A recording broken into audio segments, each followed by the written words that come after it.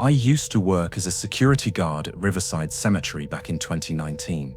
It was a part-time gig, mostly to pay off some student loans.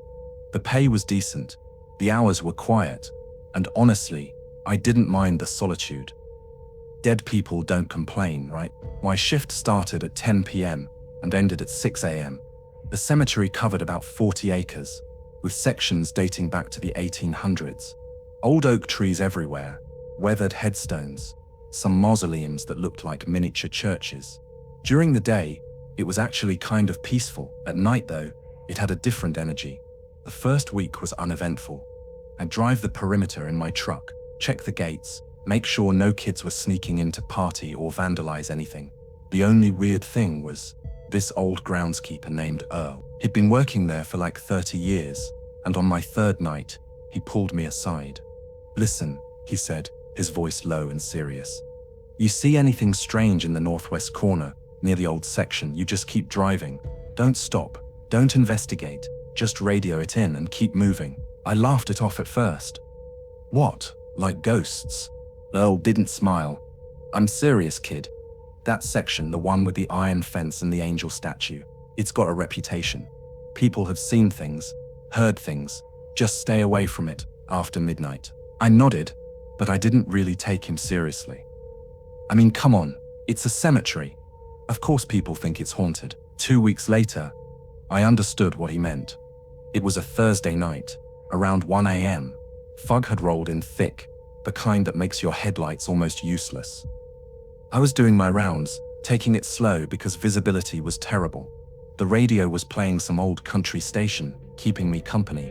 Then I heard it, a sound cutting through the static and the low hum of the engine. A child crying. I stopped the truck, killed the engine, rolled down the window. The crying continued. It was faint, coming from somewhere to my left. I grabbed my flashlight and stepped out. The air was cold, damp. The fog swirled around the headstones like it was alive. "Hello?" I called out. "Is someone there?" The crying stopped, just like that. Total silence. Not even crickets. I swept my flashlight across the graves. Nothing. Just rows of stones disappearing into the mist. I was about to get back in the truck when I noticed where I was. The northwest corner, the old section. I could see the iron fence in the distance, the angel statue rising above it like a pale ghost. "Great," I muttered. I should have just left, should have followed Earl's advice, but the idea of a lost kid out here made me keep walking. I moved slowly between the graves, my flashlight beam cutting through the fog. The crying started again, closer this time. It sounded like a little girl, maybe 5 or 6 years old. My heart was pounding, but I kept going. "Hey, sweetie, where are you?" I called out, trying to sound calm. "It's okay, I'm here to help." The crying led me deeper into the old section. The headstones here were ancient, tilted, some broken, names worn away by time and weather. The angel statue loomed ahead, its stone face serene but somehow menacing in the fog. Then I saw her, a small figure in a white dress, standing maybe 20 feet away, her back to me. She was crying, her shoulders shaking. "Hey," I said softly, approaching slowly. "Are you okay? Where are your parents?" She didn't turn around, just kept crying. I was about 10 feet away when I noticed something that made my blood run cold. She was standing in front of a grave, a small grave, a child's grave. I stopped walking. "Sweetie?" She turned around. I still can't fully describe what I saw. It wasn't a child. Not really. The face was wrong. Too pale, almost translucent. The eyes were dark, empty, and her mouth, when she opened it, the crying sound that came out was distorted, like a recording played backwards. I stumbled backwards, nearly tripping over a headstone. My flashlight fell from my hand, the beam spinning wildly across the ground. The thing in the white dress started moving toward me. Not walking, gliding, like her feet weren't touching the ground. I ran. I don't remember grabbing my flashlight. I don't remember the path back to my truck. I just ran, my breath ragged, my heart hammering in my chest.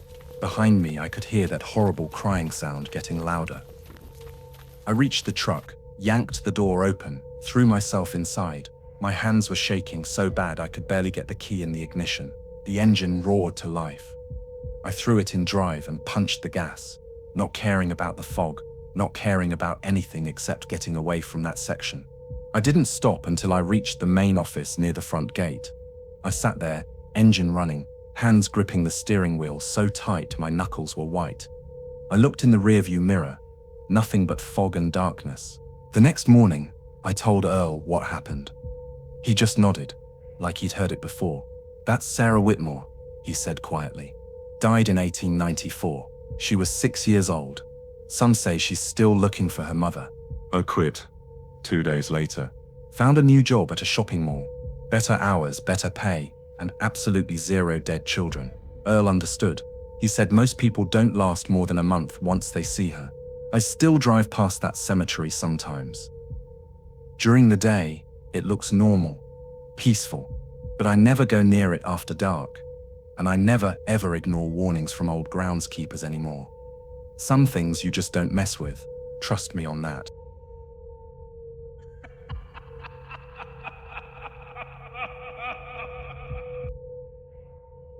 My name's Alex, and I'm a photographer.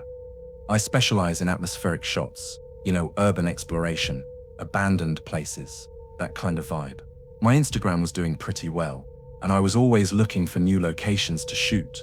In October 2021, a friend told me about Oakwood Cemetery on the edge of town. It was old, supposedly one of the oldest in the state, with these massive Victorian monuments and overgrown paths. Perfect for moody autumn photos. He mentioned it was technically closed to the public after sunset, but people snuck in all the time for photos. No big deal, right? I went on a Saturday evening, just as the sun was setting. Golden hour. The light was perfect, filtering through the trees, casting long shadows across the headstones. I brought my camera, a tripod and my phone for backup shots. The main gate was locked, but there was a section of fence that was bent, easy to slip through. Once inside, the place was incredible. Weathered angels, crumbling obelisks, mausoleums with iron doors that looked like something from a Gothic novel. I spent the first hour just walking around, taking test shots, finding the best angles. The cemetery was huge, sprawling across a hillside, with winding paths disappearing into clusters of trees. As the sun went down, the temperature dropped fast. I pulled on my jacket and set up my tripod near this beautiful marble statue of a weeping woman. The light was fading, but that's what I wanted, that eerie blue twilight. I was lining up a shot when I heard footsteps behind me, slow, deliberate, crunching on the gravel path. I turned around, expecting to see a security guard, or maybe another photographer. Nobody there, just rows of headstones and darkening sky. I shrugged it off. Old cemeteries make noises, settling stones, animals, whatever. I went back to my shot. Click. Good it. Beautiful. I checked the screen on my camera, adjusting the exposure. That's when I noticed something in the background of the photo. A figure, standing behind one of the larger monuments, partially obscured. I looked up from the camera. Nobody there. I looked back at the screen. Still there. A dark silhouette. Blurry but definitely human-shaped. "Hello?" I called out. "I'm just taking some photos. I'll be out of here soon." Silence. The kind of silence that feels too heavy, too complete. Even the wind had stopped. I decided to pack up. The light was gone anyway, and the whole vibe had shifted from atmospheric to genuinely unsettling. I folded my tripod, slung my camera over my shoulder, and started walking back toward the bent fence. That's when I realized I was lost. I'd been so focused on the shots that I hadn't paid attention to which paths I'd taken. Everything looked different in the dark. The monuments I'd used as landmarks were just shadows now, indistinguishable from each other. I pulled out my phone for the flashlight. No signal, of course, but the light helped. I could see the path ahead winding between the graves. I just needed to head downhill, back toward the entrance. I walked for maybe 10 minutes. The path kept twisting, leading me deeper into the cemetery instead of out. The monuments here were older, more elaborate. Some of the mausoleums had collapsed, their doors hanging open like dark mouths. Then I heard it again. Footsteps. but this time they were matching my pace. When I walked, they walked. When I stopped, they stopped. I spun around, shining my phone light behind me. Nothing. Just gravestones and shadows. "This isn't funny," I said, my voice shaking slightly. "I know someone's there." The footsteps started again, but now they were coming from in front of me. I backed up, my heart racing. I raised my phone, sweeping the light across the path. And then I saw him. A man, standing maybe 30 feet away, in the middle of the path. He was wearing old clothes, like really old. A dark suit, a hat.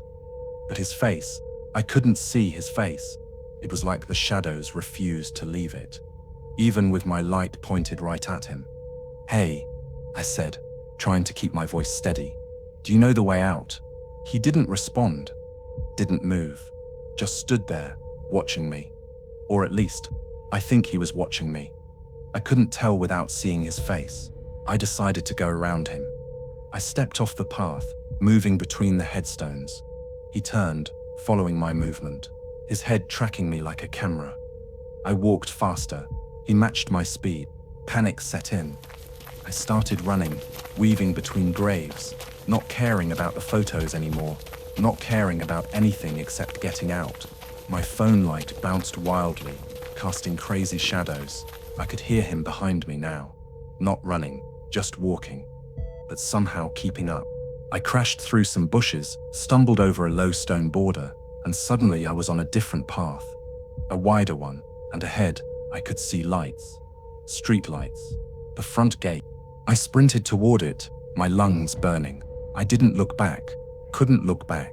I reached the fence, found the bent section, and squeezed through, scraping my arm on the metal. I didn't stop until I reached my car, parked on the street. I sat there, gasping, my hands shaking. I looked back at the cemetery, empty, quiet, just shadows and stones. I started the car and drove home, my mind racing. The next day, after I'd calmed down, I went through the photos on my camera. Most of them turned out great, exactly what I'd wanted, but there was one photo, the one with the weeping woman statue. I zoomed in on the figure in the background. It wasn't blurry anymore.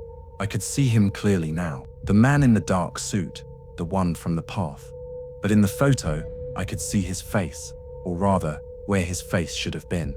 Just darkness, empty, like looking into a void. I deleted the photo, deleted all of them. Actually, never went back to that cemetery, never even drove past it. Some shots aren't worth it. Some places should stay in the dark, and some figures in the background should stay there too. I still do photography.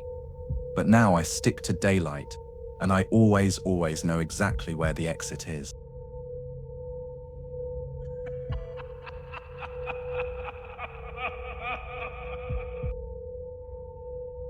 This happened to my uncle Marcus in the summer of 2017.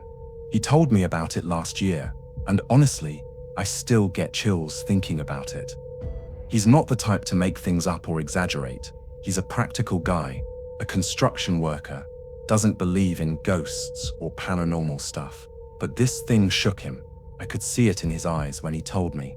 He was driving home late one night from a job site about 2 hours away. It was around 11:30, and he'd taken a back road to avoid traffic. Rural area, not many houses, mostly farmland and woods. He was tired, running on coffee and the radio, just trying to make it home. Then his truck started making this grinding noise. Not good. He pulled over, popped the hood, checked what he could with his phone's flashlight. He's pretty handy with vehicles, but whatever was wrong, it wasn't something he could fix on the side of the road at midnight. He tried calling for a tow, but there was barely any cell signal out there. He was standing there, cursing his luck, when he noticed lights in the distance. Through the trees, maybe a quarter mile off the road, lights moving slowly, like flashlights or lanterns. He figured it might be a house, maybe someone who could help, or at least let him use their phone. He grabbed his flashlight and started walking toward the lights. There was a worn path through the trees, barely visible. The ground was uneven, roots and rocks everywhere. He had to move carefully. The lights kept bobbing up ahead, like someone was walking with them. After about 10 minutes, the trees opened up into a clearing, And that's when Marcus realized where he was. A cemetery, an old one. No gate, no fence, just headstones scattered across an overgrown field. Some were leaning, some had fallen over completely. The place looked abandoned, forgotten, but the lights were there. 3 of them. Lanterns, he realized. Old-fashioned oil lanterns. And people were holding them. 3 figures in dark clothes standing around an open grave. Marcus stopped at the edge of the clearing. Something felt wrong, really wrong. Who buries someone at midnight in an abandoned cemetery? He was about to turn back when one of the figures looked up. Saw him. "You there?" the figure called out. A man's voice, deep and rough. "Come here. We need help." Marcus hesitated. Every instinct told him to run, but the guy sounded desperate. And Marcus, he's the kind of person who helps people. So he walked over, slowly, his flashlight pointed at the ground. As he got closer, he could see them better. 3 men, all wearing old-fashioned clothes. Dark suits, vests, no modern fabrics. They looked like they'd stepped out of a history book. And they were pale, really pale, like they'd never seen the sun. "We need another pair of hands," the first man said, gesturing to the grave. "The ropes, too heavy for 3. Marcus looked into the grave. It was deep, maybe 6 feet, and at the bottom was a coffin. A wooden coffin, simple, undecorated. Ropes were looped around it, running up to the surface. "Wait," Marcus said, his mouth suddenly dry. "What are you doing? This isn't... where's the funeral service? The family?" The 3 men just stared at him. Their faces were expressionless, dead eyes, no emotion. "Just help us," the first man said again. "Grab the rope." Marcus's hands were shaking. He didn't want to touch that rope, didn't want to be anywhere near that grave, but they were all watching him now, waiting, and he felt like he couldn't leave, like something was keeping him there. He grabbed the rope. It was cold, unnaturally cold, like it had been sitting in a freezer. The 4 of them pulled together, hauling the coffin up out of the grave. It was heavy, too heavy. Marcus's muscles strained, his boots digging into the soft earth. They got it to the surface and laid it next to the grave. The 3 men stepped back, breathing heavily, or at least, making the motions of breathing. Marcus realized he couldn't hear them breathe, couldn't hear anything from them except their voices. "Open it," the first man said, looking at Marcus. "What? No, I'm not opening that. I'm leaving." Marcus dropped the rope and started backing away. The 3 men moved fast, too fast. They surrounded him, blocking his path. Their faces were still blank, emotionless, but there was something in their eyes now, something hungry. "You helped us bring it up," the first man said. "Now you open it. That's how it works." "I don't know what kind of game this is," Marcus said, his voice rising, "but I'm done. Get out of my way." One of the other men, the tallest one, leaned in close. Marcus could smell him. Rot, decay, like a body that had been in the ground too long. "Open it," the man whispered, "or we put you in the grave instead." Marcus felt his legs go weak. He looked at the 3 of them, at their dead eyes, at the coffin lying there in the grass. He didn't have a choice. He knelt down beside the coffin. The lid was held shut, with rusty latches. His hands were shaking so badly he could barely work them. Finally, they clicked open. He lifted the lid and froze. Inside the coffin was a body. A man, middle-aged, in a suit. But the man's eyes were open, and they were looking at Marcus. The man's mouth opened. "Help me," he rasped. "Please. They won't let me rest." Marcus screamed. He jumped back, dropping the lid. It slammed shut. The 3 men laughed. Not normal laughter. Hollow, echoing, like it was coming from somewhere far away. Marcus ran. He didn't care about the path, didn't care about the direction. He just ran, crashing through the underbrush, branches tearing at his clothes and face. Behind him, he could hear them, laughing, following, but not running, just walking, always walking, but somehow keeping pace. He burst out onto the road, gasping, his chest heaving. His truck was right there, maybe 50 yards away. He ran to it, threw himself inside, turned the key. The engine roared to life. No grinding, No noise. It worked perfectly, like nothing had ever been wrong with it. He didn't question it. Just drove. He drove for an hour straight, didn't stop until he reached a gas station with bright lights and people. He sat in the parking lot, his hands still shaking, trying to process what had just happened. The next day, in daylight, with his brother riding along, he went back to find that cemetery. They drove the same road, found the spot where his truck had broken down, or where he thought it had broken down. They walked into the woods, looking for the path, found nothing, no cemetery, no graves, just trees and underbrush, like it had never existed. Marcus doesn't drive that road anymore, takes the highway now, even if it adds an hour to the trip. And he never ever stops on back roads at night. He told me if your vehicle breaks down in the middle of nowhere and you see lights in the woods, you call for help and you wait in your car, no matter how long it takes, because some lights aren't meant to lead you anywhere. Good. They're meant to lead you somewhere you can't leave. I believed him. You should